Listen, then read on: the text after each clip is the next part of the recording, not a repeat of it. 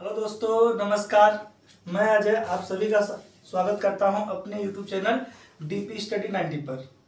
आज हम फिर से बात करेंगे संविधान के एक महत्वपूर्ण टॉपिक पर जो एग्जाम की दृष्टि से बहुत ही महत्वपूर्ण है। जैसे हम बात किए थे संविधान की अनुसूचियां पर, संविधान की अनुसूचियां, संविधान का भाग। आज हम बात करेंगे संविधान सभा पर। संविधान सभा परीक्षा की दृष्टि से बहुत महत्वपूर्ण टॉपिक है। इसको एक या दो बार ध्यान से इस वीडियो को देख लीजिएगा और थोड़ा सा लिखा हुआ है इस पे और मैं सिंपली वे में एक्सप्लेन करूंगा और थोड़ा अभी कुछ टॉपिक इस पे नहीं आ पाया है जो मैं लिख के पढ़ाऊंगा, तो उसको आप लोग नोट कर लीजिएगा और एक दो बार सुन लीजिएगा, तो आप किसी बुक से पढ़ेंगे इजीली तैयार हो जाएगा आपका। तो आइए स्टार्ट करते हैं हम। पहले 2 मिनट ऐसी बात कर लेते हैं। संविधान सभा बनाने की प्रक्रिया स्टार्ट कब से हुई? जब द्वितीय विश्व युद्ध समाप्त हुआ तो उस टाइम कंफर्म हो गया था कि जो ब्रिटिश थे वो ये जान चुके थे कि अब लंबे समय तक हम भारत पे शासन नहीं चला सकेंगे। तो वहाँ पे चुनाव होता है और लेबर पार्टी की सरकार बनती है। किसकी सरकार बनती है? लेबर पार्टी की सरकार बनती है और वो घोषणा करती है कि भारत को आज़ाद होने का पूरा हक है। उसके बाद कैबिनेट मिशन, जुलाई 1946 में कैबिनेट मिशन का गठन किया जाता है और उसी के तहत क्या होता है, भारत में संविधान सभा की गठन किया जाता है। और औपचारिक रूप से संविधान सभा का प्रथम बार विचार M.N. राय जी ने दिया था। किसने दिया था? M.N. राय जी ने दिया था। संविधान का गठन जब हुआ था तो उसमें कुल सदस्यों की संख्या 389 थे। कितने सदस्य थे दोस्त? 389 सदस्य थे, जिसमें से क्या हुआ था, 389 सदस्यों में 292 सदस्य क्या थे? निर्वाचित होके आए थे। क्या हुए थे? निर्वाचित होके आए थे। ये जो कहां से आए थे? ब्रिटिश भारत। अच्छा, ब्रिटिश भारत का मतलब ये जो वो क्षेत्र थे जिसमें शासन किसका था? ब्रिटिश का था, मतलब अंग्रेजी सरकार का शासन था। और एक शब्द है देसी रियासत। देसी रियासत का मतलब सरकार तो मतलब यहाँ भी शासन उन्हीं का था, ब्रिटिश सरकार का ही शासन था, लेकिन चलाने की प्रक्रिया थोड़ा अलग था। वहाँ पे जो राजा महाराजा रहते थे उनके सापेक्ष होके ये सरकार चला जाता था, लेकिन सारा मेन जैसे आज केंद्र सरकार और राज्य सरकार है वैसे ही यहाँ देसी रियासतें में चलाते थे वो, और मेन बागडोर जो था वो केंद्र सरकार, जिसे हम कहते हैं ब्रिटिश शासन के अधिकार में था। तो यहाँ देखते हैं हम, निर्वाचन होके आए थे ब्रिटिश शासन से। कितने आए थे? 292 सदस्य। कितने सदस्य थे? 292 सदस्य। और ये निर्वाचन था कैसा दोस्त?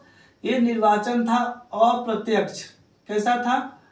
अप्रत्यक्ष निर्वाचन था ये, अप्रत्यक्ष। और चार सदस्य कहां से आए थे? कमिश्नरी क्षेत्र। कमिश्नरी क्षेत्र का मतलब क्या होता है दोस्त? कमिश्नरी क्षेत्र का मतलब जैसे आज का हमारा हो गया यूटी हो गए, जो सीधे केंद्र सरकार के शासन के द्वारा चलाया जाता है, वैसे उस टाइम 4 हुआ करते थे क्षेत्र, जिसे हम कमिश्नरी क्षेत्र के नाम से जाना करते थे। मैंने ABCD इसलिए लिखा है यहाँ पे कि ये आपको याद करवा सकूं।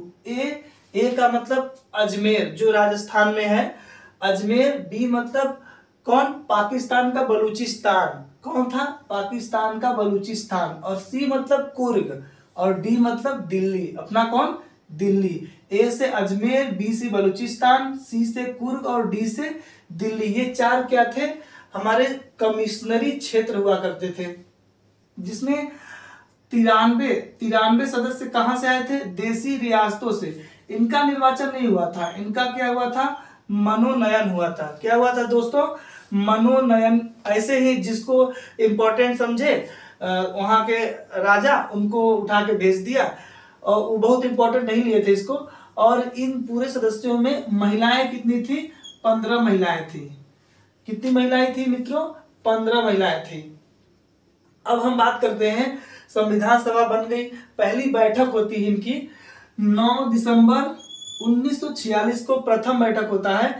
ये कहाँ होता है? दिल्ली में होता है। प्रथम बैठक कहाँ होता है? दिल्ली में होता है दोस्तों। प्रथम बैठक होता है, इसके अध्यक्ष उस टाइम ऐसे ही चुन लिया गया था, कोई चुनाव नहीं हुआ था, ऐसे ही चुन लिया गया था। अधिक उम्र दराज होने के कारण या कह सकते हैं सम्मान देने के वजह से डॉक्टर सच्चिदानंद सिन्हा जी को अस्थायी अध्यक्ष चुना गया था। अस्थायी दोस्तों, यहाँ अस्थायी अध्यक्ष के रूप में इन्हें नहीं चुना गया था, अस्थायी अध्यक्ष के रूप में चुना गया था। और यहाँ जब प्रथम अधिवेशन हुआ था या प्रथम बैठक हुआ था तो क्या कह सकते हैं, कितने लोग, 207 सदस्य उपस्थित हुए थे। किसमें कितने? 207 सदस्य, जिनमें 9 महिलाएं थी। क्या थी? 9 महिलाएं थी। टोटल महिलाएं थी 15 संविधान सभा में, लेकिन उपस्थित हुई थी वहां पे कितने? 9 महिलाएं उपस्थित हुई थी। और 73, ये जो 73 एमएल का मतलब है मुस्लिम लीग, ये 73 मुस्लिम लीग जो थे ना, ये उपस्थित नहीं हुए थे। इनको खुद ही नहीं पता था, या ये खुद एक संशय में थे कि हमें क्या करना है, अलग होना है कि उसमें जाना है हमें, तो ये भी उपस्थित नहीं हुए थे। उस टाइम वो बात चल रही थी, आपके पाकिस्तान और भारत के बंटवारे का समय चल रहा था, डेट बहुत उसमें खींचातानी हो रहा था। तो ये 9 महिलाएं उपस्थित हुई थी, 207 सदस्य उपस्थित हुए थे, और इन्होंने क्या किया था? बहिष्कार कर दिया था, ये उपस्थित नहीं हुए थे। और फिर बात आती है दोस्तों 11 दिसंबर द्वितीय बैठक, 11 दिसंबर 1946 को द्वितीय बैठक होती है, जिसके अध्यक्ष ये चुने जाते हैं। ये क्या होते हैं? चुने जाते हैं। कौन थे? डॉक्टर राजेंद्र प्रसाद थे। कौन थे? डॉक्टर राजेंद्र प्रसाद थे। ये स्थायी रूप से अध्यक्ष बन जाते हैं संविधान सभा के। तो क्वेश्चन आता है कि संविधान सभा के अस्थायी अध्यक्ष कौन थे? तो डॉक्टर सच्चिदानंद सिन्हा। हम कौन लगाएंगे? डॉक्टर सच्चिदानंद सिन्हा को बताएंगे। और स्थायी रूप से अगर पूछेगा तो हम क्या बताएंगे? डॉक्टर राजेंद्र प्रसाद। स्थायी रूप से डॉक्टर राजेंद्र प्रसाद और अस्थायी रूप से सच्चिदानंद सिन्हा। और तीसरी बैठक कब होती है दोस्तों? 13 दिसंबर 1946 को तीसरी बैठक होती है, जिसमें पंडित जवाहरलाल नेहरू जी के द्वारा उद्देश्य प्रस्ताव को पेश किया जाता है। क्या होता है? उद्देश्य प्रस्ताव को पेश किया जाता है। पारित नहीं हो रहा है मित्र, यहाँ पे क्या हुआ है? पेश हुआ है। पारित तो होता है 22 जनवरी 1947 को। कब पारित होता है? 22 जनवरी 1947 को पारित होता है। पारित नहीं होने का चाहते तो संविधान सभा उसी दिन इसको पारित कर सकती थी, लेकिन हमारे BR अम्बेडकर साहब ने कहा नहीं, अभी हम इतने ही सदस्य इसको पारित नहीं कर सकते हैं, पहले कंफर्म तो हो जाए कौन कौन इसमें आना चाहता है। कुछ देशी रियासतें भी थी जो पाकिस्तान में शामिल होना चाहती थी, तो उनको कंफर्म करने के लिए इन्होंने उस टाइम संविधान सभा को, उद्देश्य को, या इसको प्रस्तावना के नाम से भी जाना जाता है, ठीक है, तो उसको पारित नहीं किया जाता है उस समय। बाद में 22 जनवरी 1947 को इसको पारित किया जाता है। और इसमें जो सबसे हमारे संविधान सभा की सबसे क्या बड़ी समिति जो थी, संविधान सभा की सबसे बड़ी समिति कौन थी? प्रारूप समिति, जिसने बहुत मेहनत से काम किया था हमारे संविधान सभा के लिए। सबसे बड़ी समिति प्रारूप समिति थी, जिसके अध्यक्ष कौन थे?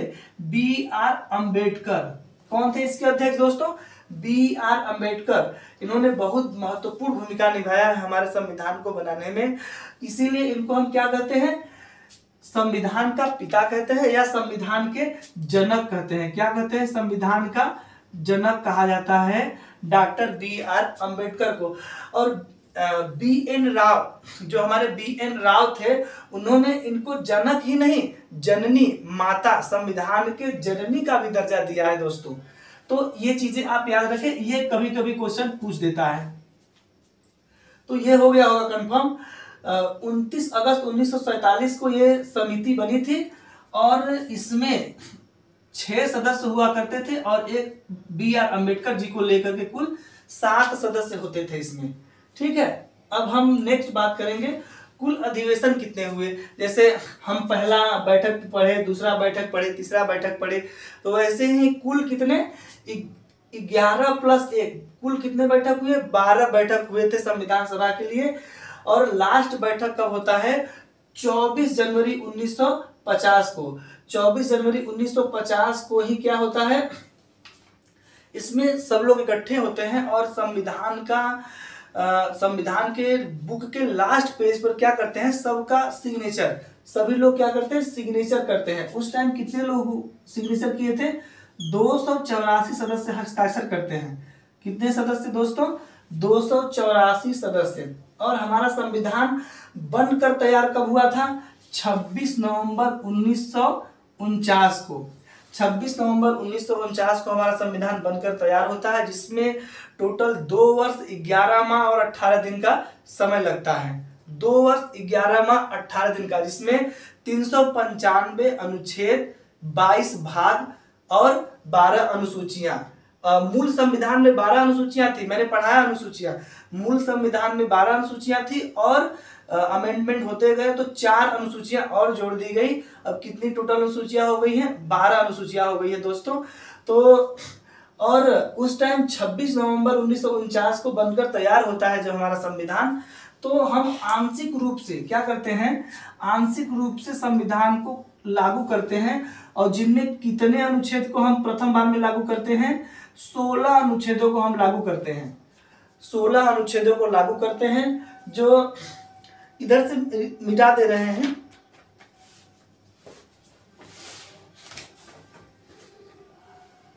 इधर आप लोग लिख लीजिएगा, इधर से मिटा दे रहे हैं, थोड़ा सा कुछ समझा देते हैं एडिशनल चीजें। देखिए 2 अनुच्छेद, एक अनुच्छेद आपका आ जाता है 393।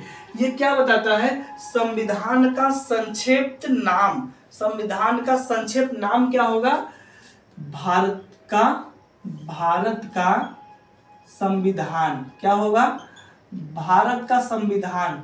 थोड़ा सा टेढ़ा लिखा गया है तो आप इसको ठीक कर लीजिएगा, लिख लीजिएगा। अनुच्छेद 393 क्या बताता है कि जो संविधान है उसका नाम क्या होगा। और अनुच्छेद जो यहाँ ये लिखा गया अनुच्छेद 394, ये क्या बताता है, इसमें लागू कैसे होगा, कौन कौन से अनुच्छेद लागू किए गए हैं, इसके द्वारा लागू किए गए हैं। 394 के द्वारा क्या किए गए हैं? लागू किया गया है संविधान को। तो 294 सदस्यों ने हस्ताक्षर किए थे और 394 के द्वारा, अनुच्छेद 394 के द्वारा इसे लागू किया गया 16 अनुच्छेदों के। और ये जो अनुच्छेद है किससे संबंधित है? सब नागरिकता से संबंधित है। ये अनुच्छेद किससे संबंधित है? कुछ नागरिकता संबंधित है, कुछ आपके मूल अधिकार से भी संबंधित है, ऐसे ही कुछ करके संबंधित है इससे। और पूरी तरीके से संविधान हमारा 26 जनवरी 1950 को लागू हो गया था। तो दोस्त सारी चीजें तो हो गई हैं, एक बार और आप रिवीजन कर सकते हैं इसको। जो इम्पोर्टेंट चीजें मैं उसको आपको करा दे रहा हूँ। प्रथम अधिवेशन या प्रथम बैठक कब हुआ था? 1946 को। कहाँ हुआ था? दिल्ली में। कौन से इसके अस्थायी अध्यक्ष? सबसे अधिक क्वेश्चन यही से पूछता है, स्थायी और अस्थायी और अस्थायी।